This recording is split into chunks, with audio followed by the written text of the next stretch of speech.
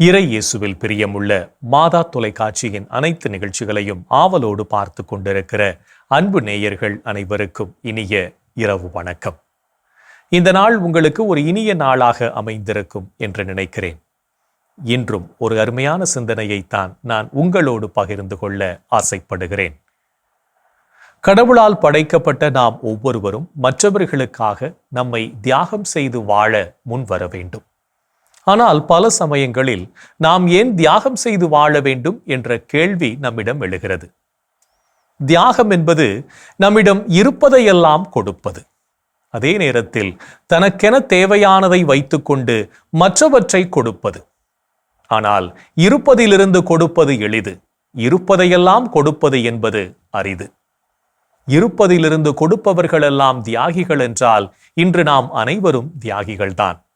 ஆனால் இருப்பதையெல்லாம் கொடுப்பதே உண்மையான தியாகமாக எண்ணப்பட்டதால் தான் தியாகம் என்பது இன்றும் நம்மிடையே உயர்ந்த மற்றும் அரிய பண்பாக இருக்கின்றது. இந்த தியாகம் நம்மிடம் இருக்கின்றதா என்று சற்று நம்மையே நாம் கேட்டு பார்ப்போம். நல்ல காரியங்களை செய்வதற்காக பரந்த மனம் பெற்றவர்கள் இவ்வுலகில் வாழ்வதால் தான் இந்த உலகம் இன்னும் உயிர் துடிப்போடு திகழ்கிறது. எங்கு இருக்கிறீர்களோ அங்கே என்ன இருக்கிறதோ அதை கொண்டு எவ்வளவு நன்மை செய்ய முடியுமோ அவ்வளவு செய்யுங்கள். நம்மால் ஆனதை நம் அருகில் வாழும் மக்களுக்கு செய்வதே மிகப்பெரிய சேவை. பரந்து விரிந்த உலகில் பரந்த மனம் கொண்டவர்களுள் ஒருவராய் நாமும் பவனி வருவோம். நல்லவர் ஒருவர் உளரேல் அவர் பொருட்டு எல்லோருக்கும் பெய்யும் மழை என்பதை உணர்ந்தவர்களாய் நம்மிடம் உள்ளதை மற்றவர்களுக்கு கொடுத்து நம்மையே நாம் தியாகம் செய்து வாழ்வோம். நேரம், நினைவு, பொருள், உயிர் எது உயர்ந்த கொடுத்தல்? நாம் பின்பற்றி வரும் இயேசு இவை அனைத்தையுமே கொடுத்தார். சரியாக கொடுத்தால் 30ஆக 60ஆக 100ஆக திரும்ப கிடைக்கும். நமது சுயநலமில்லா ஈகையின் வழியாக இப்பூமியை சொந்தமாக்கிக் கொள்வோம். ஒசியோலா மெக்கார்த்தி என்பது அந்த பெண்மணியின் பெயர். வறுமையில் வாடிய அவர் பிழைப்புக்காக சலவை தொழில் செய்து வந்தார். சந்தை மற்றும் ஆலயம் தவிர வேறெங்கும் அவர் சென்றதே கிடையாது. திருமணமும் முடித்துக் கொள்ளாததால் தனது தங்கை வீட்டில் தங்கி வாழ்ந்து வந்தார். தனது வருமானத்தின் ஒரு சிறிய பகுதியை வங்கியில் சேர்த்து கொண்டே வந்தார். வருடங்கள் பல ஓடின. தள்ளாடிய வயதில் ஒரு நாள் வங்கிக்கு சென்றபோது, நீங்கள் இதுவரை எவ்வளவு பணம் சேமித்து வைத்துள்ளீர்கள் தெரியுமா என்று அந்த வங்கி மேலாளர் அவரிடம் கேட்டபோது, அதற்கு அந்த மூதாட்டியோ தெரியாது என்றார். உங்கள் கணக்கில் 1.25 கோடி இருக்கிறது என்றார் அவர்.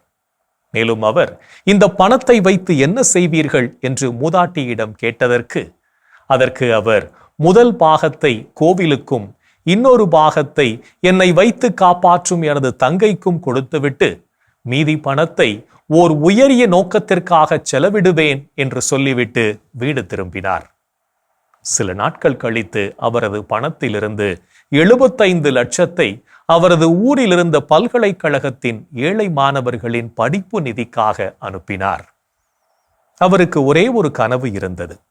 தான் இறப்பதற்கு முன்பாக தனது பணத்தில் படித்து பட்டம் பெறும் ஒரு மாணவரையாவது பார்த்துவிட வேண்டும் என்பதே அந்த கனவு. அவரது கனவு நனவானது. அவர் இறப்பதற்கு சில மாதங்களுக்கு முன்பாக ஒரு மாணவர் அந்த மூதாட்டியின் உதவியால் படித்து பட்டம் பெற்றார். ஹார்வர்ட் பல்கலைக்கழகம் அந்த மூதாட்டிக்கு கௌரவ பட்டம் வழங்கி சிறப்பித்தது. நாமும் பிறருக்காக நம்மையே நாம் தியாகம் செய்து வாழ்வோம். இன்றைய தினத்தை எடுத்துக்கொள்வோம். இந்த நாள் முழுவதும் நாம் தியாக உணர்வோடு வாழ்ந்தோமா என்று யோசித்து பார்ப்போம். மேலும் இந்த நாளில் நமது செயல்பாடுகள் எப்படிப்பட்டதாக இருந்தது என்று நம்மையே நாம் கேட்டு பார்ப்போம்.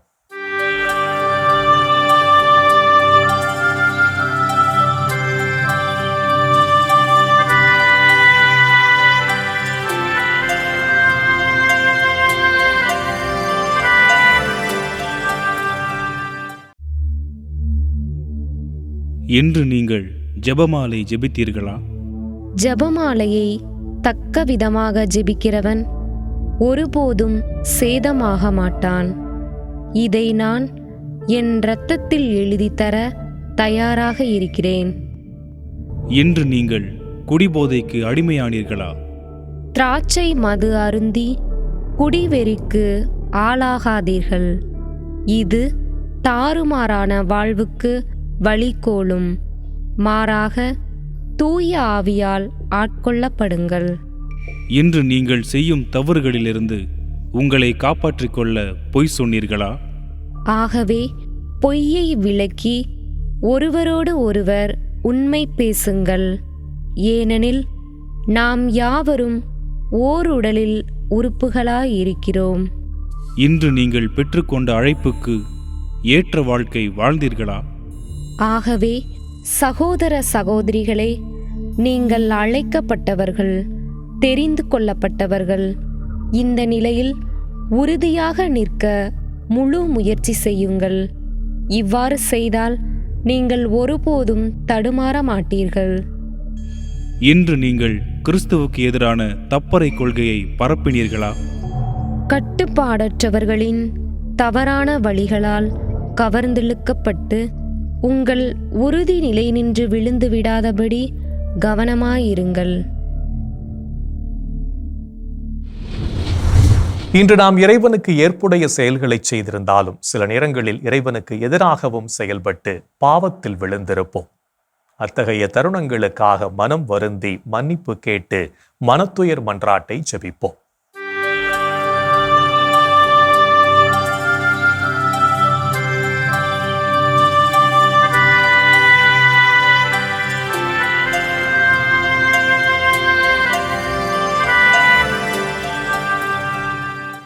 எல்லாம் வல்ல இறைவனிடமும் சகோதர சகோதரிகளே உங்களிடமும் நான் பாவி என ஏற்றுக்கொள்கிறேன். ஏனெனில் என் சிந்தனையாலும் சொல்லாலும் செயலாலும் கடமையில் தவறியதாலும் பாவங்கள் பல செய்தேன். என் பாவமே, என் பாவமே, என் பெரும் பாவமே. ஆகையால் எப்போதும் கன்னியான புனித மரியாவையும் வானதூதர் புனிதர் அனைவரையும் சகோதர சகோதரிகளே உங்களையும் நம் இறைவனாகிய ஆண்டவரிடம் எனக்காக வேண்டிக்கொள்ள மன்றாடுகிறேன். ஆமேன்.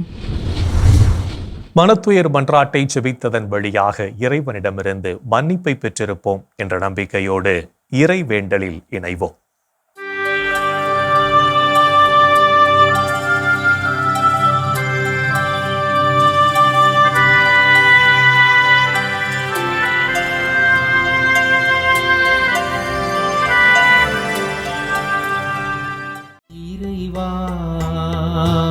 இறைவா, எமக்கு துணை புரிய வாரும். ஆண்டவரே, எமக்கு துணை புரிய விரைந்து வாரும். தந்தைக்கும் மகனுக்கும் தூய ஆவியாருக்கும் மாட்சி உண்டாவதாக. தொடக்கத்தில் இருந்தது போல் இப்பொழுதும் எப்பொழுதும் என்றென்றும் இருப்பதாக. ஆமென்.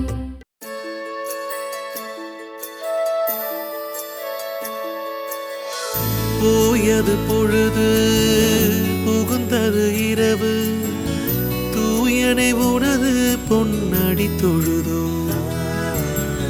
நேயமையெல்லாம் ஏதமும் நீக்கி நீயமையாண்டு காத்தருளையா.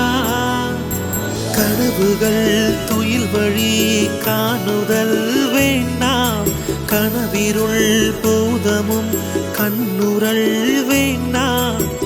சினமுறு பகைவர் முரணலாம் வெல்வார், ஈனமும் உடலில் அணுகிடாது அருள்வார். ஆதியம் தந்தாய் அருள் புரிவீரே, அமலன மகனே அருள் புரிவீரே. ஜோதியே உருவாம் தூயாவியாரே, தொழுதனம் உமதடி அருள் புரிவீரே. ஆமென், ஆமென், ஆமென்.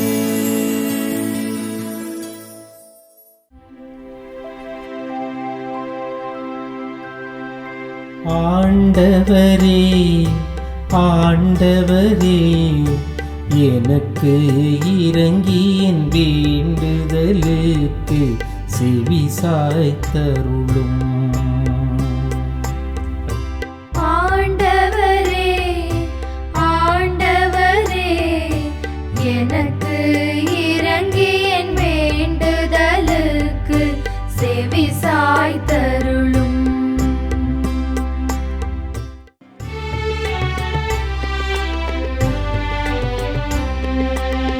எனக்கு நீதி அருள்கின்ற கடவுளே, நான் மன்றாடும் போது எனக்கு பதிலளித்தருளும். நான் நெருக்கடியில் இருந்த போது நீர் எனக்கு துணை புரிந்தீர். இப்போதும் எனக்கு இறங்கி என் வேண்டுதலுக்கு செவி சாய்த்தருளும். மானிடரே, எவ்வளவு காலம் எனக்குரிய மாட்சிக்கு இழுக்கை கொண்டு வருவீர்? எவ்வளவு காலம் வெறுமையை விரும்பி பொய்யானதை நாடே செல்வீர்? ஆண்டவர் என்னை தம் அன்பனாய் தேர்ந்தெடுத்துள்ளார் என்பதை அறிந்து கொள்வேன். நான் மன்றாடும் போது அவர் எனக்கு செவி சாய்க்கின்றார். சினமுற்றாலும் பாவம் செய்யாதீர். படுக்கையில் உங்கள் உள்ளத்தோடு பேசி அமைதியாயிருப்பீர். முறையான பலிகளை செலுத்துவீர். ஆண்டவரை நம்புவீர். நலமானதை எங்களுக்கு அருள யார் உள்ளர் என கேட்பவர் பலர். ஆண்டவரே, எங்கள் மீது உம் திருமுக ஒளி வீசச் செய்யும்.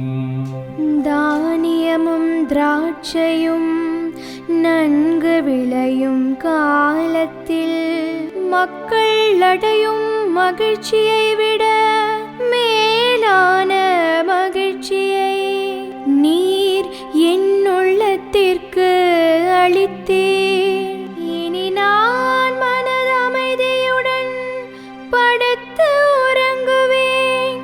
ஏனெனில் ஆண்டவரே, நான் தனிமையாக இருந்தாலும் நீரே என்னை பாதுகாப்புடன் வாழச் செய்கின்றீர். தந்தைக்கும் மகனுக்கும் தூய ஆவியாருக்கும் மாட்சி உண்டாவதாக. தொடக்கத்தில் இருந்தது போல் இப்பொழுதும் எப்பொழுதும் என்றென்றும் இருப்பதாக. ஆமென். ஆண்டவரே ஆண்டவரே எனக்கு இறங்கி என் வேண்டுதலுக்கு செவி சாய்த்தருளும். ஆண்டவரே ஆண்டவரே எனக்கு இறங்கி என் வேண்டுதலுக்கு செவி சாய்த்தருளும். இறைவனின் உடனிருப்பு இந்த இரவு பொழுதிலும் நம்மை பாதுகாத்து வழிநடத்தும் என்ற நம்பிக்கையை இறை வேண்டலின் வழியாக பெற்றுக்கொண்ட நாம் இப்போது நாளைய நற்செய்தி வாசகத்திற்கு செவிமடுப்போம்.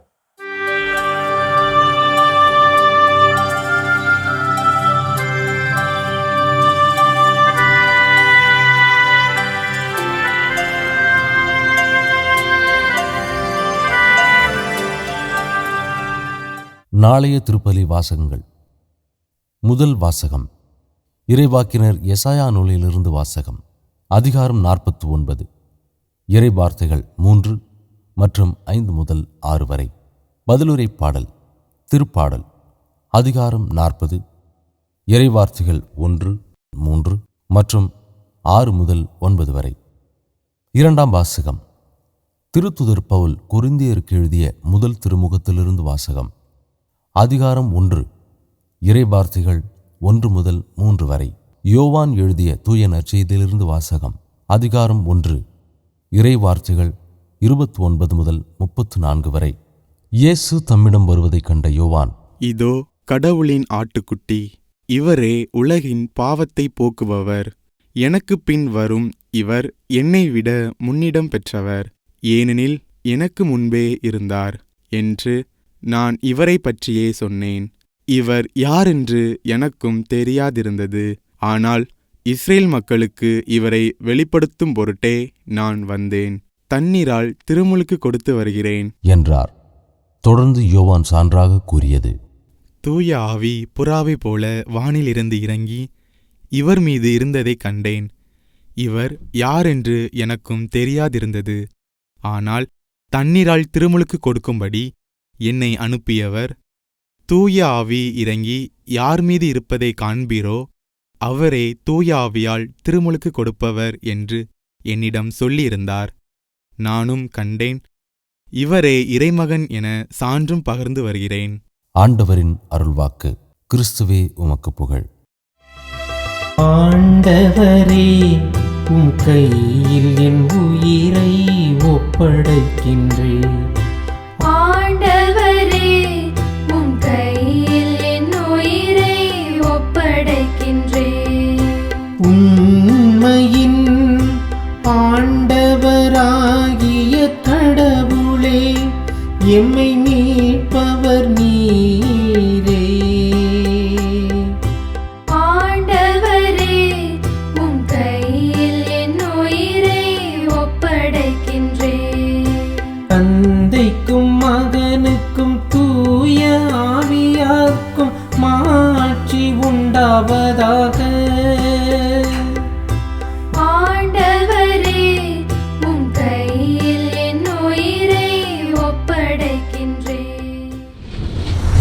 நாம் தூய ஆவியை பெற்றுக்கொண்டு நாளும் இறைவனுக்கு சான்று பகர்ந்து வாழவும், இறையாட்சியின் மதிப்பீடுகளை வாழ்வாக்கவும் அழைப்பு விடுக்கும் இயேசுவின் குரலுக்கு செவிமடுத்து வாழ்வோம் என்ற சிந்தனையோடு சிமியோன் பாடலில் இணைவோம்.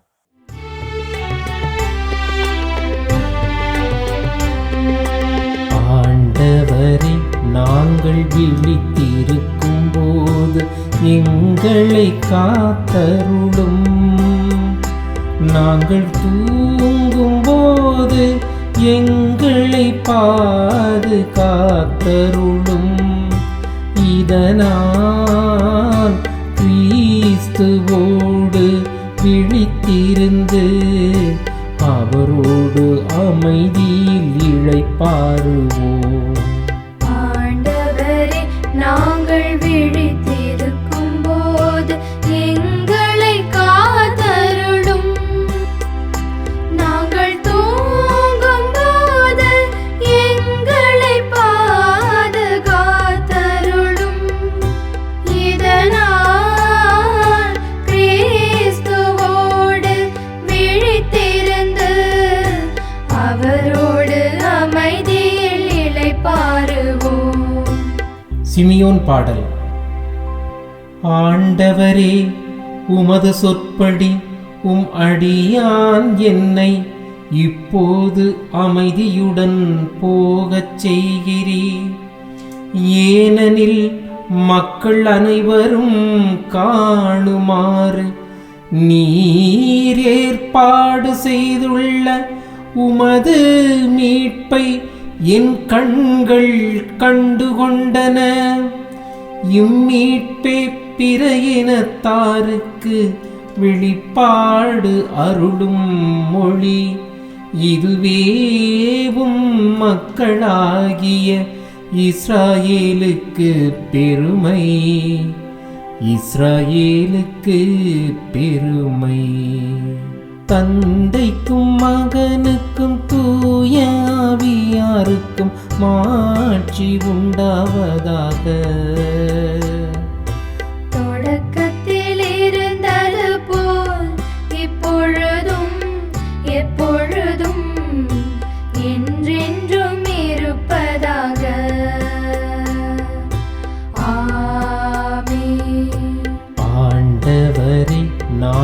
விழித்திருக்கும் போது எங்களை காத்தருளும். நாங்கள் தூங்கும் போது எங்களை பாதுகாத்தருளும். இதனால் கிறிஸ்துவோடு விழித்திருந்து அவரோடு அமைதியில் இளைப்பாறுவோம். ஆண்டவரே, நாங்கள் விழித்திருக்கும் போது எங்களை காத்தருளும். நாங்கள் தூங்கும் போது எங்களை பாதுகாத்தருளும். இதனால் கிறிஸ்துவோடு விழித்திருந்து அவரோடு அமைதியில் இளைப்பாறுவோம்.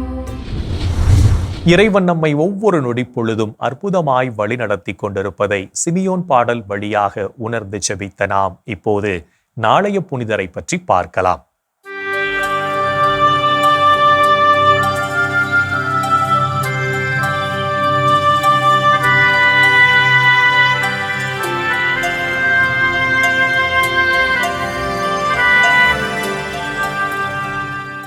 ஜனவரி 18. ஹங்கேரி புனித மார்க்ரெட். ஹங்கேரி நாட்டினை ஆட்சி செய்த அரசர் 4ஆம் பெலாவிற்கும் இவரது மனைவி மரிய லெஸ்காரியாவிற்கும் கிபி 1242ஆம் ஆண்டு மகளாக பிறந்தார் மார்க்ரெட். தன் பெற்றோரினால் 3 வயதில் டோம்னிக்கன் துறவற மடத்தில் சேர்க்கப்பட்ட மார்க்ரெட் 4 வயதில் துறவு ஆடை அணிந்து ஜெப வாழ்வில் தன்னை இணைத்துக் கொண்டார். இறைபக்தியில் நிறைந்து தன் சபையின் மூத்த அருட்சகோதரிகளின் வழிகாட்டுதலின்படி தனது ஆன்மீக வாழ்வினை வாழ்ந்த இவர் 10வது வயதில் தன் தந்தையின் உதவியினால் கட்டி எழுப்பப்பட்டிருந்த பிளஸ்ட் வெர்ஜின் என்ற துறவற மடத்திற்கு அனுப்பி வைக்கப்பட்டார். தன் தந்தை தனக்கு திருமண ஏற்பாடு செய்ததினை கடுமையாக மறுத்த மார்க்ரெட் தன்னை இறைவனுக்கு முழுமையாக அர்ப்பணித்து துறவற பயிற்சி பெற்று கிபி 1261ஆம் ஆண்டு அருட்சகோதரியாக அருட்பொழிவு பெற்றார். அரசரின் மகள் என்பதால் பிற சகோதரிகள் முக்கியத்துவம் தந்து இவரை சிறப்போடு கவனிக்க இதனை ஏற்றுக்கொள்ள மறுத்த மார்க்ரெட் அனைத்து சகோதரிகளிடமும் அன்போடு உறவாடி தாழ்ச்சியோடு வாழ்ந்தார். எளிய மக்களுக்கும் ஆதரவற்ற குழந்தைகளுக்கும் உதவி செய்து அவர்களை பாதுகாத்து வழிநடத்திய இவர் ஏழை மக்களும் வசதி படைத்தோரும் இறைவன் முன்பு சமமானவர்களே என்று போதனை செய்தார். தொழிலாளர்களின் முன்னேற்றத்திற்காகவும் நோயுற்றோரின் நலனுக்காகவும் நோன்பிருந்து ஜெபித்து வாழ்ந்த அருட்சகோதரி மார்க்ரெட் கிபி 1271ஆம் ஆண்டு ஜனவரி 18ஆம் நாள் விண்ணகம் சென்றார். அருட்சகோதரி மார்க்ரெட் கல்லறையில் வேண்டுதல் செய்பவர்களுக்கு புதுமைகள் நிகழ திருத்தந்தை 12ஆம் பத்திநாதர் 1943ஆம் ஆண்டு நவம்பர் 19ஆம் நாள் புனிதராக உயர்த்தினார். ஹங்கேரி புனித மார்க்ரெட் திருவிழாவினை கொண்டாடுகின்ற நாம் ஆதரவற்ற இல்லங்களில் வளருகின்ற குழந்தைகளுக்காகவும் அவர்களின் நல்வாழ்விற்காகவும் ஆண்டவரிடம் ஜெபிப்போம். புனிதர்கள் ஒவ்வொருவரும் தங்களது வாழ்க்கையின் மூலம் இறைவனுக்கு சான்று பகர்ந்து வாழ்ந்தவர்கள் என்பதை உணர்ந்தவர்களாய் நாமும் அவர்கள் வழியில் வாழ்ந்து இறை வழியில் பயணிப்போம் என்ற நம்பிக்கையோடு நாளைய தினம் மற்றவர்களுக்கு தொல்லை கொடுக்காமல் இருப்போம்.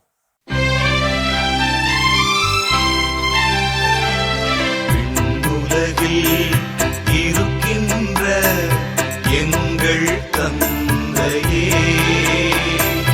உமது பெயர் தூயதென போற்றப் பெறுக.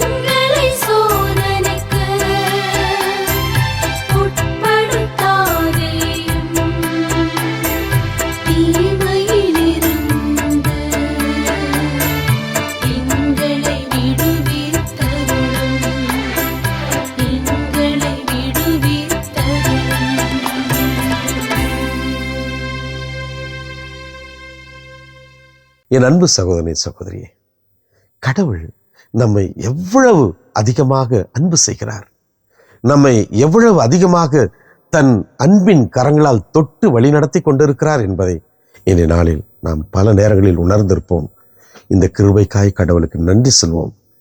நமது திருச்சபையை வழிநடத்தி கொண்டிருக்கின்ற நம் திருத்தந்தை அவர்களுக்காக நாம் உருக்கத்தோடு மன்றாடுவோமா? எங்கள் அன்பே உருவான இயேசு ஆண்டவரே, பேதுரு அவர்களை நீர் தேர்ந்தெடுத்து முது திருச்சபையினுடைய அனைத்து அதிகாரங்களையும் அதனை வழிநடத்தக்கூடிய ஆற்றலையும் நீர் அவருக்கு கொடுத்து, அவர் வழியாக நீர் திருத்தந்தைகளை நீர் தேர்ந்தெடுத்து இந்த திருச்சபையை வழிநடத்தி கொண்டிருக்கின்ற கிருபைக்காய் உமக்கு நன்றி சொல்கிறோம். எங்களது திருத்தந்தை அவர்களை நீர் ஆசீர்வதித்தருளும். அவருக்கு நல்ல உடல் உள்ள சுகத்தை கொடுத்தருளும். அவர் எடுக்கின்ற ஒவ்வொரு முயற்சியையும் நீர் ஆசீர்வதித்தருளும். அவர்கள் செய்கின்ற ஒவ்வொரு பயணத்திலும் அவருக்கு துணை வாரும். இந்த திருச்சபைக்கு தேவையான ஒவ்வொரு காரியத்தையும் உமது அருளாலும் ஆவியாருடைய வழிநடத்துதலாலும் அவர் சிறப்பாக செய்து உமக்கு சான்று பகரக்கூடிய சக்தியை எம் திருத்தந்தை அவர்களுக்கு நீர் நிறைவாக கொடுத்துள்ளும். எங்கள் அன்பு தாயே, ஆரோக்கிய அன்னையே, எங்களது திருத்தந்தை அவர்களுக்காக நீங்கள் தொடர்ந்து பரிந்து பேசுங்கள் அம்மா. இந்த ஜெபங்களையெல்லாம் எங்கள் ஆண்டவராகிய இயேசுவே உமது வல்லமையான திருநாமத்தின் வழியாக உம்மை கெஞ்சி மன்றாடுகிறோம். ஆமென். என்றும் வாழும் உயிருள்ள இறைவன் தந்தை, மகன், தூய ஆவியார் நாம் அனைவரையும் நிறைவாக ஆசீர்வதிப்பாராக. ஆமென். இந்த ஜெபத்தின் வழியாக இறை அன்பிலும் அரவணைப்பிலும் நாம் நலமோடு வாழ்ந்து கொண்டிருக்கிறோம் என்பதை உணர்ந்திருப்போம். இறை ஆற்றலும் வல்லமையும் என்றும் நம்மில் தங்கும். அன்னை மரியாவும் நமக்கு உதவிகள் செய்வார் என்ற நம்பிக்கையோடு அவரின் துணை வேண்டி இந்த நிகழ்வை நிறைவு செய்யலாம். Good night.